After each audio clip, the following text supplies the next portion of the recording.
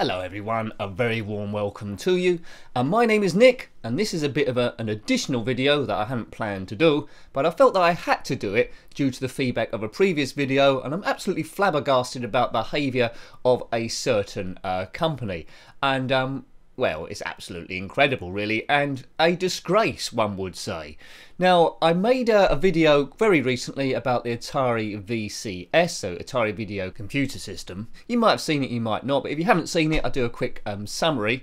The Atari VCS is a crowd-funded thing through Indiegogo.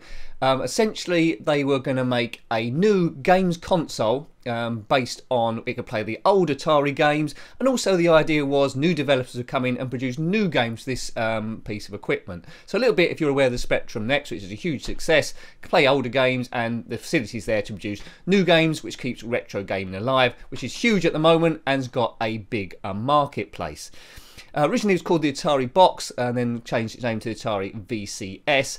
On the Kickstarter through Indiegogo, 2.9 million was raised. The system was supposed to be released in December 2017 and then it was pulled on the very day of launch, quoting that there's a problem with the components or something.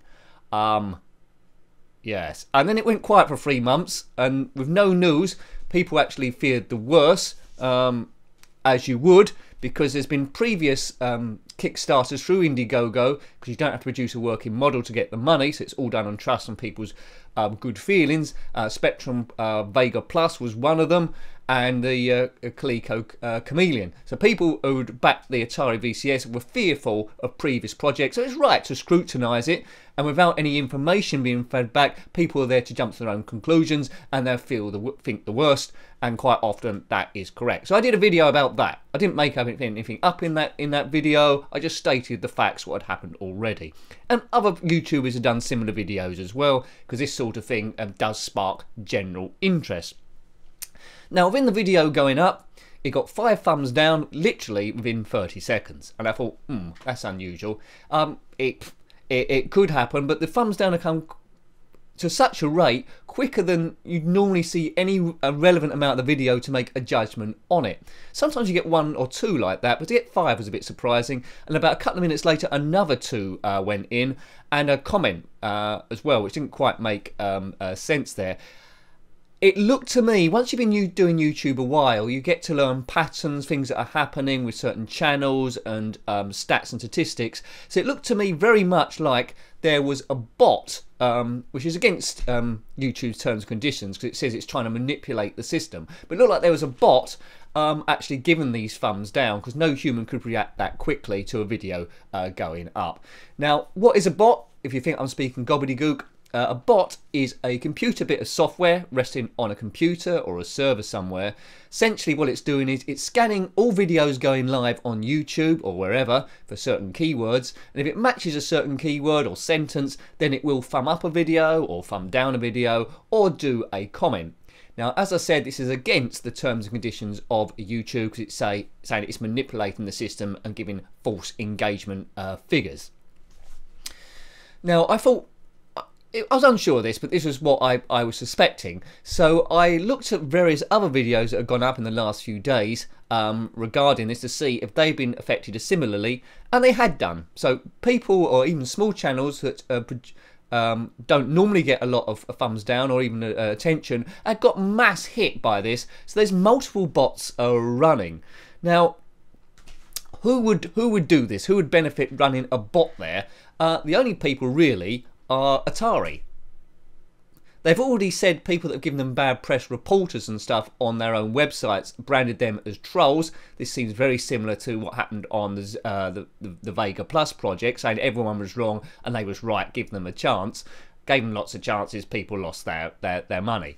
So it does look like this was happening. Some people got hit way more than me, and this video might get hit as well. It was looking for certain keywords, but I don't mind, and I'll tell you why in a little bit. So a disproportionate amount to thumbs down. Now, any decent company who are under the cosh, they want to do the right thing by their customers, they would ignore anything that's going on YouTube. They would ignore any bad publicity, because action speaks louder than words. You'd say, okay, forget them, we'll produce the best console ever, we'll deliver all our expectations, because that's what people generally want, and they put a good system out, all that other stuff will be forgotten, people start reviewing the new games for it, and excellent. So it would have been a troubled start, but then got over it. But no, Atari instead are attacking the people that are reporting on them. Now, does this sound like someone that wants to do the right thing? I'm not really sure. So Atari, or a third party, it seems, are employing bots to mark down any videos that go against them to try and discredit the video. And the idea is they want people to be disheartened about video making, delete their own videos, or not make actual videos about that, so they can do what they've got to do, which is essentially probably what they're going to do, is the bare minimum, put some shell out to actually fulfill that without getting sued. Now, what they don't tend to realise is, if they're trying to stop the bad press, they don't seem to realise how YouTube essentially works. In the old days, when you gave a thumb down to a video, the video would get a percentage score based on thumbs up and thumbs down. So if you got one thumb up and one thumb down, it would score 50%, and that represented its position in the search. So how many people would see that video? Would it be on page 1, page 2 for certain keywords? Now that's completely changed. YouTube just goes on engagement now, so thumbs up are worth the same as thumbs down. There are people that have made whole careers from getting thumbs down and being unpopular. If you look at the journalist Katie Hopkins, or YouTube channels that are really controversial, they seem to have loads and loads of subscribers, loads of action, just because they're being controversial and hate and stuff. Maybe I'm too much of a nice guy. If I was more controversial, maybe I'd have more subscribers. But that's just the way it goes. People like controversy. Now, because Atari, presumably, have been thumbing down all these videos, they've been creating so much more engagement that these videos normally would not have got. So they are boosting, doing the opposite of what they wanted to do. So they are boosting all these videos in search. Up to a point there where, you know, there's a joke going around the retro gaming community that's saying, if you're running a struggling YouTube channel and you're struggling for views and want a bit of activity, do a video about the Atari VCS, because there's bots out there who will give you all the thumbs down, boost you in search, and suddenly you've got activity and it could kickstart everything else. Atari, you are an absolute disgrace. You're an absolute disaster area. As I said, actions speak louder than words. Just produce the console that you said you was actually going to produce, and give some solid news about what people are going to expect. There's no information coming out about this system. Any interviews or what have you been photoshopped. They're just showing the actual case. Nothing has actually happened regarding this 2.9 million investment that people are put in for. It's even unclear what this system is now for, because there's no new, people don't want to touch it with a barge pole. There's no reported new developers coming in to produce new games for it, so you're just looking at old stuff if it actually does hit the market. So you're just now looking at a rather expensive emulator. This just looks like a cash grab to me. If anything actually turns up, you're not going to get your money's worth here.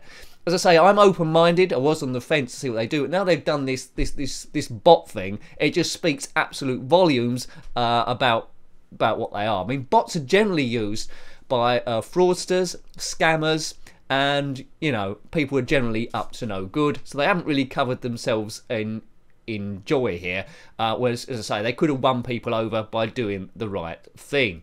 As I said, there's a Spectrum Vega Plus and the Coleco Chameleon are very similar stories, and they ended in disaster. This story is still up and running, so I suppose they could turn it around, but it doesn't look particularly good. Now, yesterday there was some news from Atari, so you think, yeah, great, actually something's happening now then. 6 months after they should have launched the thing. They said they brought in Rob Wyatt to the team. Now, this does seem potentially good if it actually means anything. Now, Rob Wyatt was a system architect behind the first Xbox, so he's a name in the computer industry. And he was one of the designers of the PlayStation 3 graphics and systems. So what difference is this going to make? I don't know. It might just be a name added to the list. It might be a smokescreen. Who knows? But without any other solid information behind this, there's been no launch date still. It's just people left to guess. and that's how rumours start, and people will naturally fear the worst.